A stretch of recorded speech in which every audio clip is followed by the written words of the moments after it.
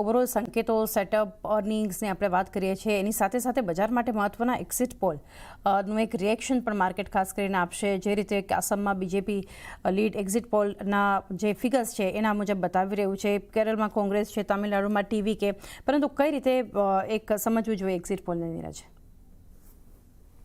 જી, ખાસ કરીને એક્ઝિટ પોલનો જો સૌથી મોટો કોઈ આપણે અહીંયાથી ટેક અવે લેવો હોય તો ગઈકાલે જે બધી આપણે ચર્ચાઓ જોઈ અને જે એક્ઝિટ પોલ આવતા દેખાયા એમાં સૌથી મોટું પરિવર્તન આપણને બંગાળની અંદર કદાચ આવતું દેખાઈ શકે છે, કારણ કે એક્ઝિટ પોલ એવા સંકેત આપી રહ્યા છે। એકાદ એક્ઝિટ પોલના છોડી દઈએ તો મોટેભાગે બંગાળની અંદર પરિવર્તનના સંકેત આવી રહ્યા છે। ઘણું મહત્વનું રહેશે, કારણ કે અત્યાર સુધી બીજેપીએ ઘણો બધો પ્રયાસ કર્યો છે, ઘણા બધા મુદ્દાઓ રહ્યા છે, એસઆઈઆરનો મુદ્દો રહ્યો છે અને એ બધાની વચ્ચે હવે કેવા પરિણામો આવે છે એ જોવાનું રહેશે। ખાસ કરીને અહીંયાથી એક બહુ મોટા પ્રમાણમાં મત પણ કેન્સલ થયા હતા એસઆઈઆરને લઈને, એટલે ખાસ કરીને બંગાળની અંદર ધ્યાન રાખવાનું રહેશે કે કઈ રીતે આપણને પરિણામો આવતા દેખાય છે। પરંતુ અત્યારે જે સંકેતો છે એ ખરેખર પરિવર્તનના સંકેતો આપણને વેસ્ટ બંગાળની અંદર મળી રહ્યા છે। ઘણા બધા મુદ્દા હતા, ઘણી બધી કોન્ટ્રોવર્સી પણ થઈ, પરંતુ વેસ્ટ બંગાળની અંદર જો અહીંયાથી ભાજપ જીતે છે તો એમના માટે પણ એક બહુ મોટી વાત હશે, કારણ કે એક એવું રાજ્ય છે કે જેમના માટે છેલ્લા 10 વર્ષથી તેઓ પ્રયત્ન કરી રહ્યા છે,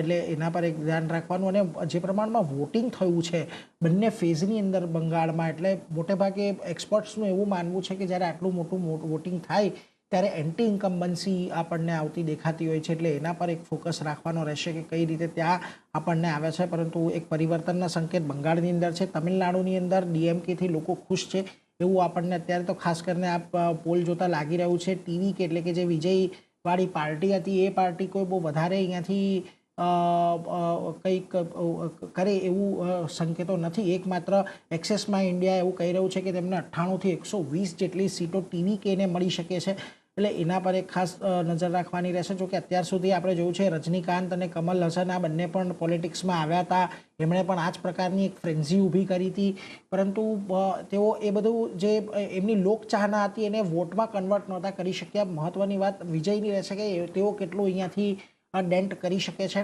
બીજા કેરળની વાત કરીએ તો કેરળની અંદર મોટેભાગે છેલ્લા 10 વર્ષથી એલડીએફની ગવર્મેન્ટ હતી, લેફ્ટ શાસિત રાજ્ય હતું, ત્યાં હવે પરિવર્તનના સંકેત છે અને ત્યાં પણ કોંગ્રેસ લેડ જે યુડીએફ ગઠબંધન છે એ આવી શકે છે।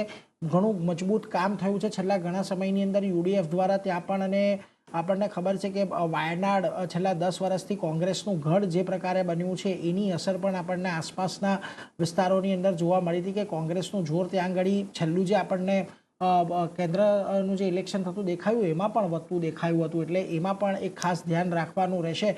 જોકે ત્યાં એવી પણ અપેક્ષા છે કે બીજેપી પોતાનું ખાતું ખોલાવી શકે છે વિધાનસભાની અંદર।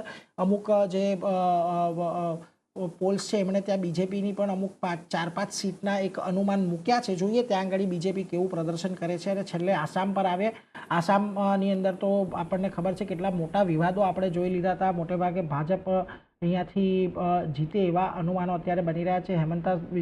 હેમંત શર્માની સરકાર ફરી પાછી આવે એવી અપેક્ષા અહીંયાથી બની રહી છે। ત્યાં આપણને ઘણા બધા મોટા એ પણ દેખાયા હતા વિવાદો, એમની પત્નીને લઈને કોંગ્રેસ દ્વારા આક્ષેપો કરવામાં આવ્યા હતા। હવે એકમાત્ર અત્યારે એવું રાજ્ય આસામ છે કે જ્યાં આગળ બીજેપી અને કોંગ્રેસ આ બંનેની સીધી ટક્કર છે। બાકી બધા રાજ્યોની અંદર કોંગ્રેસ ક્યાં તો ગઠબંધનમાં છે ક્યાં તો કોઈ પક્ષ તરીકે જ નથી, એટલે ખાસ કરીને આસામના ચૂંટણીના પરિણામો પણ એ રીતે આપણે અહીંયાથી ફોકસમાં રાખવાના રહેશે।